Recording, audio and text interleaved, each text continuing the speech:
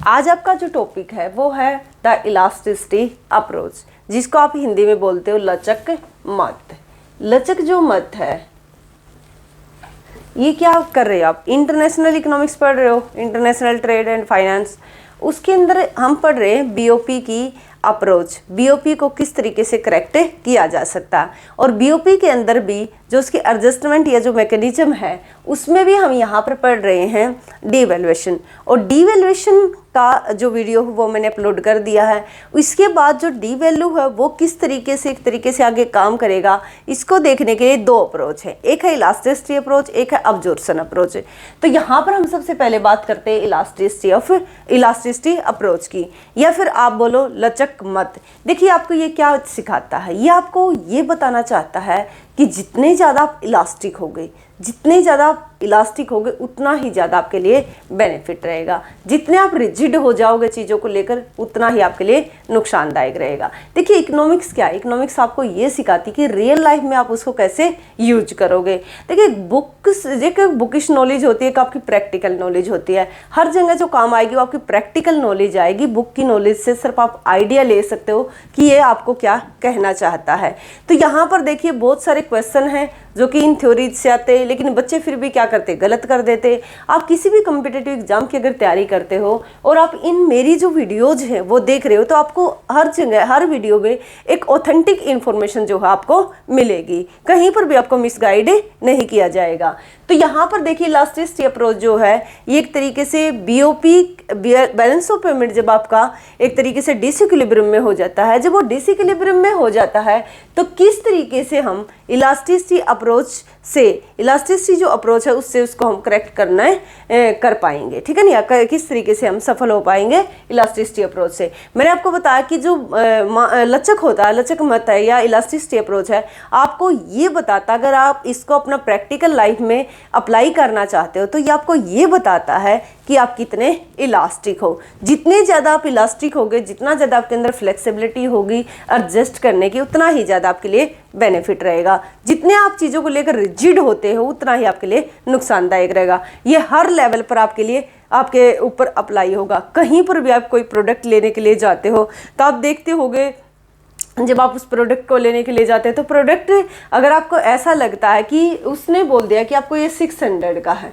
और आपको लगता है कि ये आपको 300 या 400 तक आपको मिल जाएगा, तो जैसे ही आप उसको ये बोलो कि नहीं मुझे नहीं चाहिए, मैं तो नेक्स्ट टाइम देखता हूँ, तो वो क्या करेगा, आपको बुलाएगा नहीं, आप इसको 500 में ले लीजिए, फिर आपको नहीं, फिर वो कहेगा आपको 400 में ले लीजिए। तो इस तरीके से क्या आप वहाँ पर उस चीज़ को कहाँ से कम भी 200-300 रुपये आप अपने बचा सकते हो। तो एक तो ये बेनिफिट हो गया। अगर दूसरी बात ये है कि अगर आप इसको अप्लाई करना चाहते हो तो आप इसको रिलेशन में भी अप्लाई कर सकते हो। आप देखते होगे कि जो रिलेशन है, चाहे आपका किसी भी प्रकार का कोई रिलेशन है, कोई गर्लफ्रेंड बॉयफ्रेंड का रिलेशन है या किसी के साथ भी आपका कोई भी किसी प्रकार का अगर रिलेशन है, तो उस रिलेशन में ये थ्योरी कैसे अप्लाई होगी? ये थ्योरी इस तरीके से अप्लाई होती है जब आप देखते हो किसी के साथ अगर मान लिया जाए कि अगर किसी को आप बहुत ज़्यादा इंपॉर्टेंस देते हो और आगे वाला आपको इंपॉर्टेंस नहीं देता, तो उस टाइम पर आप क्या करोगे? अगर आपके अंदर फ्लेक्सिबिलिटी है, वो आपको ये बोलता कि मैं आपको ब्लॉक करता हूँ, तो आप उसको ये क्या कि आप बोल रहे हो आप उसको ब्लॉक ही करते हो, तो क्या है उसको समझ में आ जाएगा कि इसको आपकी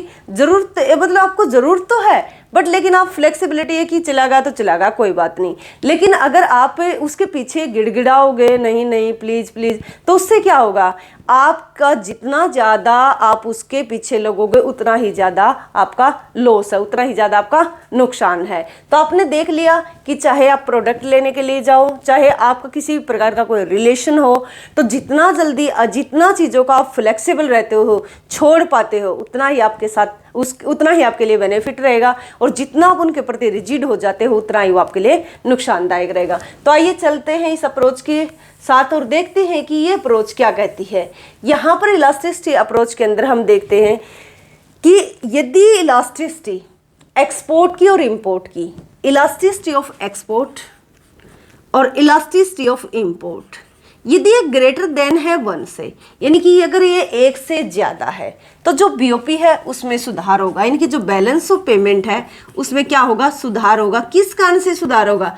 यदि करेंसी को डी वैल्यू करवाया जाता है। अब देखिए डी वैल्यू क्या होता है? डी वैल्यू का मतलब होता है करेंसी की वैल्यू को डाउन करना। करेंसी की वैल्यू को जानबूझकर सरकार के द्वारा या गवर्नमेंट के द्वारा जब डिक्रीज किया जाता है। ये देखिए, इससे पहले वाली जो वीडियो आप उसको देख सकते हो और आपको अच्छे से समझ में आ जाएगा डी वैल्यू क्या है। जैसे $1 इक्वल टू 40 या 30 रुपीज है। अगर यहाँ पर गवर्नमेंट करेंसी की वैल्यू को डी वैल्यू तब कर सकती है जब क्या होगा, या तो पैक्ड एक्सचेंज रेट हो या फिर एक तरीके से फिक्स या स्टेबल एक्सचेंज रेट हो। जब करेंसी की वैल्यू डी वैल्यू हो जाती है तो मान लिया जाए कि यहाँ पर हम ले लेते कि 65 रुपीज़। तो इसका मतलब क्या हुआ, पहले $1 प्राप्त करने के लिए 30 रुपये देने पड़ते थे, $1 प्राप्त करने के लिए 65 रुपीज़ देने पड़ते हैं। तो इसको हम बोलते हैं कि करेंसी की वैल्यू क्या हो गई है, एक तरीके से डी वैल्यू हो गई है। एक डी वैल्यू होता है, एक डेप्रिसिएशन होता है, दोनों में डिफरेंस होता है। जो डेप्रिसिएशन होता है वो डिमांड और सप्लाई के थ्रू होता है, ऑटोमेटिक होता है, और जो डी वैल्यू या रीवैल्यू किया जाता है वो गवर्नमेंट करती है जानबूझकर, ताकि हम अपने एक्सपोर्ट को बढ़ा सके। तो ये होगी आपकी करेंसी की वैल्यू, एक तरीके से डी वैल्यू या करेंसी की वैल्यू को डिक्रीज करवा दियागा। जो फर्स्ट इम्पैक्ट होता है डी वैल्यू का, वो सबसे पहले ये इम्पैक्ट होता है कि आपके निर्यात बढ़ेंगे, यानी कि जो एक्सपोर्ट्स हैं आपके वो इंक्रीज होंगे, और जो आयात है या जो आपके इम्पोर्ट्स हैं वो डिक्रीज होंगे। फर्स्ट इम्पैक्ट ये पड़ेगा। अब लेकिन ये अप्रोच आपको ये बता रही है कि डी वैल्यू करने से कितने आपके एक्सपोर्ट बढ़ेंगे, कितने आपके निर्यात बढ़ेंगे, कितने आपके आयात घटेंगे, ये डिपेंड करता है उस प्रोडक्ट की इलास्टिसिटी के ऊपर। अब ये ग्रेटर देन है तो मैंने आपको बताया कि बीओपी में सुधार होगा। अभी बताती हूँ क्या होता है। यदि ये लेस देन हो, ये भी लेस देन है, दोनों एक साथ ही चलेंगे। ये लेस देन है तो बीओपी आपका, अगर डी वैल्यू करवाते हो तो आपका बीओपी पहले से भी ज़्यादा खराब हो जाएगा। यदि इक्वल टू 1 है तो बीओपी में ना सुधार होगा ना ही वो खराब होगा। तो यहाँ पर आप देखिए, अगर आपका बीओपी डिसइक्विलिब्रियम में है, उसको इक्विलिब्रियम में लेकर आने के लिए आप करेंसी को डी वैल्यू करवाते हो। डी वैल्यू इसलिए करवाया जाता है और डी वैल्यू करवाती है गवर्नमेंट, ताकि आपके निर्यात बढ़ सके और आयात घट सके। अब ये आयात निर्यात कितने बढ़ेंगे कितने घटेंगे ये डिपेंड करेगा उसकी इलास्टिसिटी के ऊपर। और मैंने आपको फर्स्ट पॉइंट ये बता ही दिया कि ऐसे ऐसे होगा तो ये इस तरीके से होगा। अब यहाँ पर आप देखिए कि हम इनको किस तरीके से अप्लाई कर सकते हैं। जब मैंने आपको बताया कि एक्सपोर्ट की इलास्टिसिटी ग्रेटर देन 1 और इंपोर्ट की इलास्टिसिटी ग्रेटर देन 1 और बीओपी में रिफॉर्म्स हो गया है, बीओपी इक्विलिब्रियम की तरफ मूव कर गया, या आपका डेफिसिट जो है वो कवर हो गया। कैसे हुआ ये समझिए आप। इसको समझने के लिए एक्सपोर्ट की इलास्टिसिटी ग्रेटर देन का मतलब है यदि आप करेंसी को थोड़ा सा डाउन करवाते हो, थोड़ी सी करेंसी की वैल्यू घटती है। यहाँ पर थोड़ी सी का क्या मतलब है कि $1 की कीमत मान लिया जाए कि कितना था, 30 रुपीज़ थी, और अब $1 की कीमत हो जाए 35 रुपीज़। कितना हुआ, सिर्फ 5 रुपये के बराबर ही आपने करेंसी को डी वैल्यू करवा। बट यहाँ पर अगर प्रोडक्ट आप देखते हो जो एक्सपोर्ट करते थे, एक्सपोर्ट की हम बात कर रहे हैं, जो आप एक्सपोर्ट करते थे, निर्यात करते थे, यहाँ पर 5 प्रोडक्ट का आप क्या है निर्यात कर पाते थे। इस रेट पर जो प्रोडक्ट बिकता था आपका, जो सेल होता था, कि कोई भी एक प्रोडक्ट आप ले लीजिए कि मान लिया जाए कि यहाँ पर कोई भी प्रोडक्ट थे, किसी प्रोडक्ट का आप यहाँ पर ले सकते हो। मान अगर हम यहाँ पर एग्जाम्पल पे हम ले सकते हैं कि कोई भी एक प्रोडक्ट है इंडिया का, और वो जो प्रोडक्ट है मान लीजिए उसकी कीमत है 15 रुपये, ठीक है। तो 15 रुपये जब उसकी कीमत है तो हम मान लेते हैं कि यहाँ पर जब वो 30 रुपये थे तो यहाँ से 5 से 6 तक प्रोडक्ट हम सेल कर पाते थे। लेकिन जैसे ही करेंसी को डी वैल्यू करवाया तो यहाँ पर क्या हुआ, 5% आपको लॉस उठाना पड़ा, यानी कि 30 से 35 करवाया। लेकिन जो यहाँ पर प्रोडक्ट की जो डिमांड है, जो फॉरेन कंट्री में जो आपका एक्सपोर्ट है, वो सीधा हम मान लेते कि यहाँ पर 5 था और यहाँ पर कितना हो जाए आपका 12 हो जाए। तो आप देख पा रहे हो कि थोड़ा सा आपने लॉस उठाने पर आपके निर्यात बहुत ज़्यादा से बढ़ गए, डबल से भी ज़्यादा हो गए, या फिर डबल से 5 से 8 या 9 आप जितना भी कर सकते हो। तो इसका मतलब क्या हुआ कि जब हमने करेंसी को थोड़ा सा डी वैल्यू करवाया, अगर आपके निर्यात बढ़ जाते हैं ज़्यादा से, आप ज़्यादा से ज़्यादा एक्सपोर्ट कर पाते हो तो आपके लिए बेनिफिशियल रहेगा। ये है आपका एक्सपोर्ट वाली साइड, इस वाली फर्स्ट वाले की हम बात करें। अगर हम दूसरा कंसेप्ट हम निर्यात का देखते हैं कि वो ग्रेटर देन जो आयात का है वो देखते हैं कि इसका ग्रेटर देन होने में क्या फ़ायदा।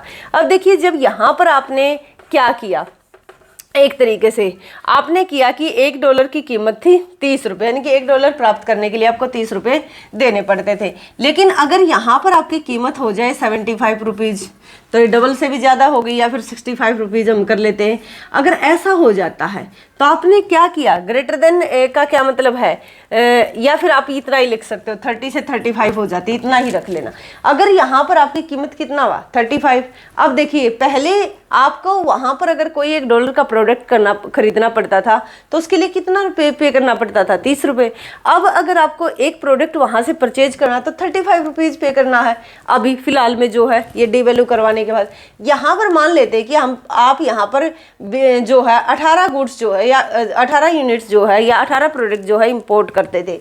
लेकिन जैसे ही थोड़ा सा भी वो महंगा हुआ, अब आपको क्या है, $1 की चीज़ प्राप्त करने के लिए 35 रुपीज़ आपको पे करना पड़ेगा। लेकिन यहाँ पर जो प्रोडक्ट की डिमांड है वो घट कर मान लिया जाए कि 6 हो जाए, तो आप देख पा रहे होंगे कि करेंसी को अगर अब क्या होगा, आपकी पेमेंट्स कम हो जाएंगी। जैसे 5 से 12 हुआ था तो इंपोर्ट एक्सपोर्ट ज़्यादा हुआ था तो रिसिप्ट ज़्यादा आएंगी। यहाँ पर बहुत ज़्यादा 18 से 6 हो गया, अब आपको जो पेमेंट करनी पड़ेंगी वो कम से कम करनी पड़ेंगी। एक्सपोर्ट कितना हुआ था, 5 से 12, तो यहाँ पर कितना हुआ, 7 ज़्यादा हो गया, और यहाँ पर कितना हुआ, 12 यूनिट कम हो गई। तो 7 के बराबर तो आपको 7 यूनिट के बराबर तो आपको ज़्यादा रिसिप्ट्स मिलेंगे, और 12 के बराबर आपको कम पे करना पड़ेगा। और आपका मेन मुद्दा क्या है, मेन मुद्दा यही तो है कि हमें निर्यात बढ़ाना है और आयात घटाना है। इसलिए जब ये ग्रेटर देन होते हैं तो यहाँ पर जो डीवैल्यू करवाया जाता है उससे आपको सफलता प्राप्त होगी। लेकिन दूसरे केस में आप देखिए, अगर ये लेस देन 1 है,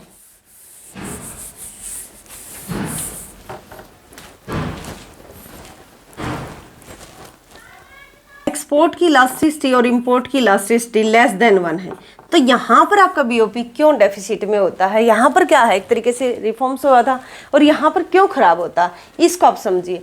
लेस देन 1 होने का मतलब है कि आप करेंसी को कितना ही डीवैल्यू करवा लो, आपने करेंसी की जो वैल्यू है, $1 जो है वो इक्वल था 40 रुपीज़। अब आपने क्या किया कि $1 को गिराकर आपने कर दिया यहाँ पर 85 रुपीज़, इतना कर दिया। तो आप यहाँ पर देख पा रहे होगे कि 40 से 85 पर चले गए। लेकिन यहाँ पर जो फॉरेन कंट्री के जो लोग हैं वो डिमांड करते थे कम, मान लिया जाए कि 25 यूनिट की, और यहाँ पर सिर्फ 27 यूनिट की। तो आप देख रहे हो कि 40 से 85 पर चले गए। आपने करेंसी की वैल्यू को डबल, एक तरीके से आप देख रहे हो कि करेंसी की वैल्यू को घटा दिया। अब उनको $1 के बदले कितने मिलते थे, 40 रुपीज़, अब कितने मिल रहे हैं, 85 रुपीज़। तो इतनी करेंसी की वैल्यू घटने के बाद भी आपने आपके प्रोडक्ट को उन्होंने कुछ ज़्यादा महत्व नहीं दिया, इम्पोर्टेंस नहीं दी, इसलिए इस करेंसी को इतना गिराने का कोई फायदा नहीं है। दूसरे केस में यहाँ पर देखिए, ये है आपका एक्सपोर्ट की बात। जब हम इंपोर्ट की बात करते तो क्या करते हैं, इंपोर्ट भी इसी तरीके से होगा। इंपोर्ट का क्या मतलब है कि अब आपके लिए जो ये प्रोडक्ट है दूसरी कंट्री में लेना बहुत ही महंगा पड़ता, बहुत ज़्यादा कॉस्टली है। कोई $1 का प्रोडक्ट के लिए आपको 40 रुपये पे करने पड़ते थे, 85 रुपीज़ आपको पे करने पड़ रहे हैं। लेकिन आप क्या है, जब इंपोर्ट करते थे, मान लिया जाए कि यहाँ पर आप 12 यूनिट का इंपोर्ट करते थे, और यहाँ पर सिर्फ आप क्या है, एक तरीके से आपने 10 या आप 11 ऐसा कर सकते हो। तो सिर्फ क्या है, आपके इंपोर्ट बहुत कम से घटे तो आपकी पेमेंट के ऊपर कोई खास प्रभाव नहीं पड़ा। जिस तरीके से रिसिप्ट्स थी, एक्सपोर्ट करने से थोड़ा सा एक्सपोर्ट बढ़ा, जिससे आपके कोई खास जितना ज़्यादा करेंसी को डिवैल्यू करवा, इतनी ज़्यादा आपको रिसिप्ट से नहीं हो पाई, निर्यात से आय नहीं हो पाई। उसी प्रकार से आपने इतनी करेंसी को डिवैल्यू करवा ताकि आपके आयात घट सके, लेकिन वो बहुत ज़्यादा से नहीं घट पाए। इसका मतलब क्या है कि ये जो लोग हैं उस प्रोडक्ट को यूज करने के हैबिचुअल हैं। आप देखते होंगे जिस प्रोडक्ट की आपको लत लग जाती है, जिस चीज़ के आप हैबिचुअल हो जाते हो, हमेशा वहाँ पर क्या होगा, आपको लॉस होगा। तो ये पॉइंट आपको यही क्लियर करता कि बहुत ज़्यादा रिजिड होना सही नहीं है। तो आपने देख लिया ये सारी चीज़ें। अब हम इसके देख लेते हैं डायग्राम। डायग्राम बहुत इजी है, अगर आपको यहाँ तक समझ में आ गया होगा, और आई होप नहीं आपको है, मुझे लगता है कि यहाँ तक सभी को समझ में ये चीज़ें सारी क्लियर हो गई होंगी। अब देख लेते हैं यहाँ पर कि इलास्टिसिटी, फर्स्ट वाले को एक बार देख लेते हैं कि इलास्टिसिटी एक क्या है, कि यहाँ पर इसकी कुछ एजम्पशन है। एजम्पशन क्या है कि दोनों कंट्री के अंदर जो है प्राइस जो है फ्लेक्सिबल है, और जो सप्लाई है एक्सपोर्ट की और इंपोर्ट की वो परफेक्टली इलास्टिक है। अभी बताऊंगी इलास्टिक का क्या मतलब होता है, और फ्री ट्रेड है, किसी प्रकार की ट्रेड में कोई रिस्ट्रिक्शन नहीं है। तो चलिए चलते हैं डायग्राम के पास और देखते हैं कि एक्सपोर्ट की इलास्टिसिटी ग्रेटर देन 1। तो हम यहाँ पर बना लेते हैं OXOY।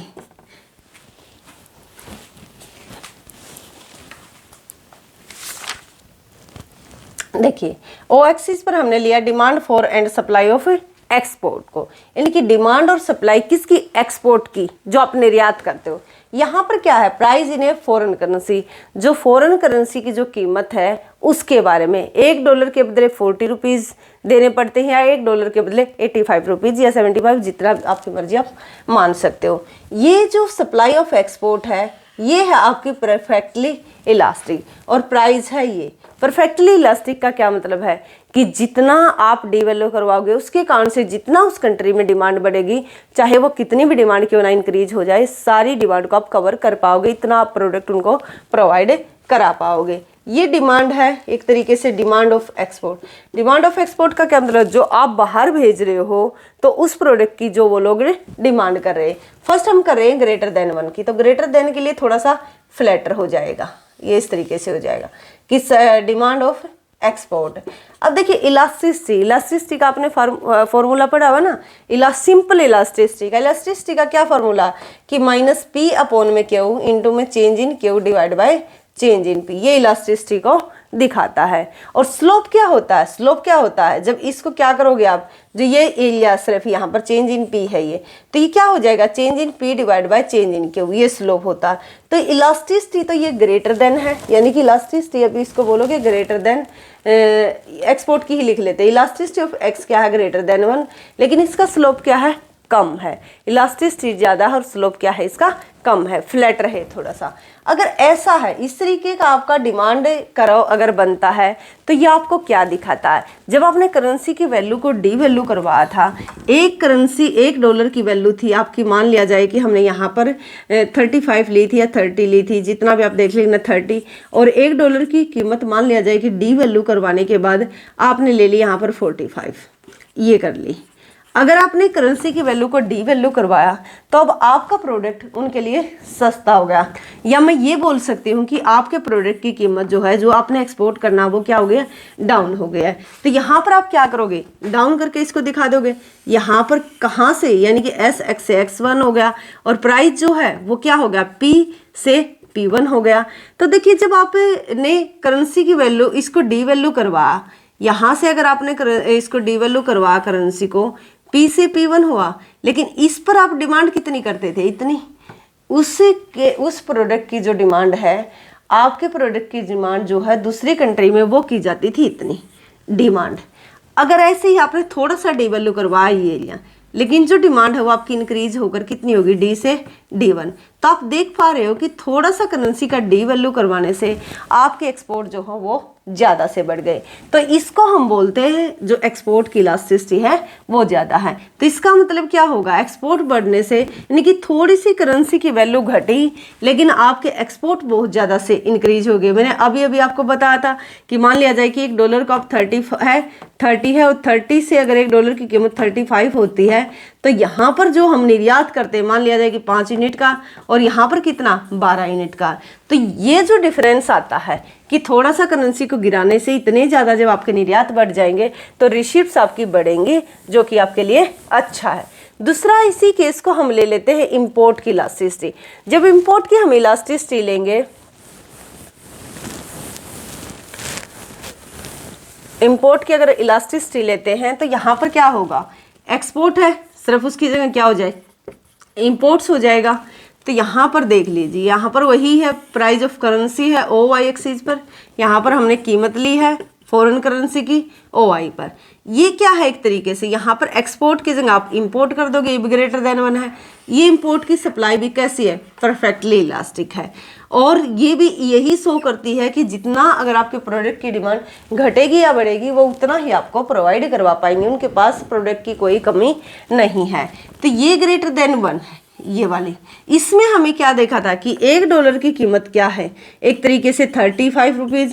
अगर $1 की कीमत इंक्रीज हो जाती है 45 रुपीज़, तो थोड़ा सा करेंसी को डी वैल्यू करवाने से आपके क्या हुआ, अब आपके लिए वहाँ से प्रोडक्ट खरीदना क्या हो गया, महंगा हो गया है, यानी कि लगभग 30 से 40 15 रुपये ज़्यादा महंगा हो गया है। तो ये 15 ज़्यादा महंगा हुआ है, तो मान लेते हैं कि यहाँ पर जब ये इतना था, सस्ता था, तो उस टाइम पर आप 4 यूनिट परचेज करते थे।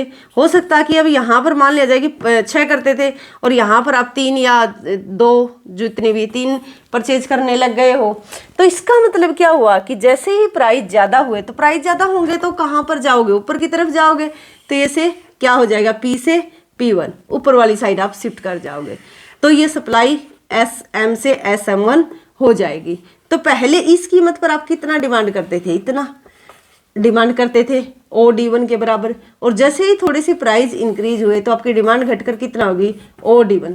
तो यहाँ पर आप देख रहे हो कि डी वैल्यू थोड़ा सा हुआ या कीमतें थोड़ी सी बढ़ी, लेकिन जो आपका डिमांड है फॉरेन कंट्री की वो बहुत ज़्यादा से गिर गई। आप यही चाहते हो डी वैल्यू से कि थोड़ी सी कीमतें बढ़ने से जो वहाँ हमारी जो डिमांड हम करते हैं उस प्रोडक्ट की और बहुत ज़्यादा से गिर जाए, ताकि हमें पेमेंट कम से कम करनी पड़े। तो 2 चीज़ें आपको समझ में आ गई होंगी। इसके बाद हम बात करते हैं यहाँ पर लेस देन 1 वाले केस की, कि जो इलास्टिसिटी ऑफ एक्सपोर्ट है वो लेस देन 1 है, इलास्टिसिटी ऑफ इंपोर्ट है वो क्या है, लेस देन 1 है। हमें पता है कि यहाँ पर क्या होगा, बीओपी आपका खराब होने वाला है, यानी कि जिस सिचुएशन में था उससे भी आप डाउन जाने वाले हो अगर आप करेंसी को डीवैल्यू करवाते हो। तो ये एग्जाम्पल मैंने आपको स्टार्टिंग में समझा दिया है। OX पर वही क्या लिया है, हमने डिमांड ली है और हमने क्या लिया है, सप्लाई को लिया है, किसकी, इंपोर्ट्स की। अब हम बात करने वाले हैं इंपोर्ट्स के बारे में, कि सप्लाई ऑफ जो इंपोर्ट्स है वो क्या है आपकी एक तरीके से लेस देन 1, यानी कि इलास्टिसिटी ऑफ डिमांड हमने देखा कि इलास्टिसिटी ऑफ, इससे पहले हमने क्या देखा कि एक्सपोर्ट की डिमांड थी और एक्सपोर्ट की एक तरीके से जो एक डिमांड और सप्लाई थी। अब यहाँ पर देखिए आप, हमने देख लिया कि ये सप्लाई ऑफ इंपोर्ट जो कि परफेक्टली इलास्टिक है, ये प्राइस है, और हम पढ़ रहे हैं कि इलास्टिसिटी ऑफ इंपोर्ट क्या है, लेस देन 1। तो लेस देन 1 का क्या मतलब है कि जब आपकी प्राइस में थोड़ा सा चेंज होगा, ये आपकी डिमांड ऑफ इंपोर्ट है। अब देखिए प्राइस ये वाला है आपका, इस प्राइस पर आप इतना डिमांड करते हो और मैंने आपको बताया था कि यहाँ पर रिजिड हो। इसका मतलब क्या है कि बहुत ज़्यादा प्राइस में चेंज होने से डिमांड पर बहुत ही कम प्रभाव पड़ेगा। आपके प्राइस इंपोर्ट के बढ़ने वाले, आपको ये पता कि अगर इंपोर्ट के प्राइस डी वैल्यू के कारण से P से P1 हो जाते तो आपकी जो डिमांड है वो सिर्फ कितना फर्क पड़ता है, D से D1। तो इस तरीके की जब वो लेस देन 1 होती है तो डी वैल्यू करवाने का कोई खास फायदा आपको नहीं होगा। सिर्फ आपकी जो डिमांड है वो बहुत ही कम गिरी है, लेकिन आपने डी वैल्यू, आप पहले $1 के बदले यहाँ पर 40 रुपीज़ थे, अब $1 के बदले आपने तो 85 कर दिया, लेकिन कोई खास डिमांड जो है, महंगा हो गया प्रोडक्ट बहुत ज़्यादा, लेकिन आपकी कंट्री के लोग फिर भी उस प्रोडक्ट को उसी दर से एक तरीके से कंज्यूम करें, बहुत ज़्यादा सही, बहुत ज़्यादा कुछ फ़र्क नहीं पड़ा। ये थी आपकी डिमांड ऑफ इम्पोर्ट, ठीक है ना, जो कि आप एक तरीके से इंपोर्ट करने वाले हो। अब है इलास्टिसिटी ऑफ एक्सपोर्ट, वो भी क्या है, लेस देन 1 है। इसका मतलब क्या है कि जो बाहर आप सामान भेजोगे, जो आप प्रोडक्ट बाहर भेजने वाले हो, अब वो आपका क्या सस्ता होने वाला है। ये होगा सप्लाई ऑफ एक्सपोर्ट, और ये आपका एक तरीके से होगा एक तरीके से जो डिमांड ऑफ एक्सपोर्ट है। इस कीमत पर आपका कितना है, इतनी क्वांटिटी जो है वो सेल हो जाती है, एक्सपोर्ट हो जाती है। अगर प्राइस गिरा दिए जाएं, इतने प्राइस गिर जाएं P से P1, यानी कि P से P1 डी वैल्यू के कारण से, लेकिन जो डिमांड के ऊपर प्रभाव थोड़ा सा पड़ा, तो अब भी कोई फायदा नहीं कि आपने करेंसी को कितना डी वैल्यू करवा दिया कि $1 40 रुपीज़ में देते थे, अब 40 रुपीज़ में $1 मिलता था, अब आप उनको $1 प्राप्त करने के लिए आप 85 रुपीज़ दे रहे हो। तो इसके लिए क्या हुआ, आपने सोचा था कि करेंसी को डी वैल्यू करवाने से हमारा मार्केट सस्ता हो जाएगा, जिस कारण से हमारा जो निर्यात है वो बढ़ जाएगा, लेकिन ऐसा नहीं हो पा। तो इसलिए दोनों ही केस में क्या हुआ, आपको नुकसान हुआ। अब देख लेते हैं, एक इसके 2 केस और हैं जो कि मोस्ट इम्पोर्टेंट है। फर्स्ट है यहाँ पर कि जब सप्लाई ऑफ इंपोर्ट और सप्लाई ऑफ एक्सपोर्ट क्या हो, परफेक्टली इनइलास्टिक हो। जब supply of import, supply of export यदि क्या हो, परफेक्टली इनइलास्टिक हो। इनइलास्टिक का क्या मतलब है, वर्टिकल हो। तो वो कह रही कि उस सिचुएशन में क्या होगा आपके बीओपी के साथ। तो अभी देख लेते हैं कि क्या होने वाला है। यही है, यहाँ पर हम पहले एक्सपोर्ट वाले इंपोर्ट वाले की बात कर लो, एक्सपोर्ट वाले। फर्स्ट हम एक्सपोर्ट को ले लेते हैं कि जो सप्लाई ऑफ एक्सपोर्ट है, ये सप्लाई ऑफ एक्सपोर्ट ये है। दूसरा आप इंपोर्ट को ले लेते हो कि सप्लाई ऑफ इंपोर्ट जो है वो ये है। सप्लाई ऑफ इंपोर्ट आपका ये, सप्लाई ऑफ इंपोर्ट ये है, ये वही है। क्या है यहाँ पर, डिमांड और सप्लाई किसकी, इंपोर्ट की। यहाँ पर प्राइस यानी कि जो करेंसी के जो प्राइस हैं, OX पर आपने क्या लिया है, डिमांड ली है और सप्लाई ली है किसकी, एक तरीके से इंपोर्ट्स की। और यहाँ पर आपने क्या लिया, कीमतें ली हैं, जो डी वैल्यू के बाद जो आपकी कीमतों में चेंज आएगा वही है। OX पर आपने क्या लिया, ये यहाँ पर हम ले लेते हैं एक तरीके से Q ले लेते हैं, आप D ले सकते हो, जो भी आपकी मर्जी। यहाँ पर क्या, वही कीमतें हैं। और यहाँ पर क्या, डिमांड और सप्लाई किसकी, एक तरीके से एक्सपोर्ट की, जो भी आप निर्यात करने वाले हो। देखिए इस डायग्राम को ध्यान से समझिए। स्टार्टिंग में हमारा ये डिमांड ऑफ एक्सपोर्ट है, ये डिमांड ऑफ एक्सपोर्ट है और ये डिमांड ऑफ इंपोर्ट है। हम ये लेकर चलते हैं। जब स्टार्टिंग में ये सिनेरियो है, अब मान लेते हैं कि ये कंट्री जो है, जो एक्सपोर्ट करने वाला, ये कंट्री अपनी करेंसी की जो करेंसी है उसको डीवैल्यू करवाता। ये ध्यान से समझिएगा, जब करेंसी को डीवैल्यू करवाया जाता है तो इससे क्या होता है, प्राइस ऑफ एक्सपोर्ट क्या होते हैं, डाउन चले जाते हैं। जैसे ही प्राइस ऑफ एक्सपोर्ट डाउन चले जाते हैं, लेकिन बैक में आप देख पा रहे हो कि सप्लाई ऑफ एक्सपोर्ट क्या फिक्स है। तो सप्लाई जैसे ही प्राइस एक्सपोर्ट घटेंगे वैसे ही डिमांड ऑफ एक्सपोर्ट क्या होगा, इंक्रीज होगी। लेकिन डिमांड ऑफ एक्सपोर्ट इंक्रीज होने से आप यहाँ पर उनको सप्लाई तो प्रोवाइड नहीं कर पाओगे। तो उसी सप्लाई पर अगर डिमांड बढ़ती है तो आप सभी जानते हो नेक्स्ट लेवल पर क्या होता है, कीमतें बढ़ जाएंगी। तो पहले क्या हुआ, ये प्राइस है, अब क्या हुआ, प्राइस गिरे, प्राइस गिरने से डिमांड बढ़ी, डिमांड बढ़ने से डी वैल्यू करवाया, डी वैल्यू से प्राइस गिरे, प्राइस गिरने से डिमांड बढ़ी। अब डिमांड आपको बढ़ाकर दिखानी है कि आपकी डिमांड हो गई D से D1। जैसे ही आपकी DX1 होती है तो आपका प्राइस लेवल इतना हो जाता है P से P1। तो आपने क्या कहा कि सप्लाई तो क्या है, कांस्टेंट है। तो ये जितना भी एरिया है उसको जो कंट्री डी वैल्यू करवाता है उसको बेनिफिट होगा। तो आपने देख लिया कि अगर ऐसा सीन होता है तो डी वैल्यू करवाने से क्या होगा, उस कंट्री का जो BOP है वो ठीक हो जाएगा। दूसरे केस में देखिए, जब सप्लाई ऑफ इम्पोर्ट क्या वर्टिकल है, अब इसने डी वैल्यू करवा दिया, इसका ये सिनेरियो। अब इसको क्या डर है, प्राइस क्या है, ये है। अब सप्लाई क्या, इसकी कांस्टेंट है। अगर ये करेंसी को डी वैल्यू करवाता तो डी वैल्यू करवाने से ये सारी चीजें होंगी, क्योंकि डी वैल्यू जब करवाया जाता है तो एक्सपोर्ट के प्राइस क्या है, गिरते हैं, आपको पता है, और जो इंपोर्ट के प्राइस हैं वो बढ़ते हैं। अगर इंपोर्ट के प्राइस बढ़ जाते हैं, अगर इंपोर्ट के प्राइस बढ़ जाते हैं तो इस प्रोडक्ट की जो डिमांड होगी इंपोर्ट की वो क्या हो जाएगी, कम हो जाएगी। अब ये क्या, ये नहीं चाहता कि इसके प्रोडक्ट की जो है वो डिमांड कम हो, इसलिए ये इसी कीमत पर उसको इतना प्रोडक्ट देता रहेगा। तो आपने देख लिया कि इस केस में जो है एक तरीके से जो इलास्टिसिटी अप्रोच है आपको ये सिखाती है कि किस किस तरीके से आप BOP को ठीक कर सकते हो और कौन सी ऐसी सिचुएशन है जिनमें BOP ठीक हो सकता है। थैंक यू यहाँ तक वीडियो को देखने के लिए। वीडियो को ज़्यादा से ज़्यादा लाइक कीजिए, शेयर कीजिए, सब्सक्राइब कीजिए। Thank you.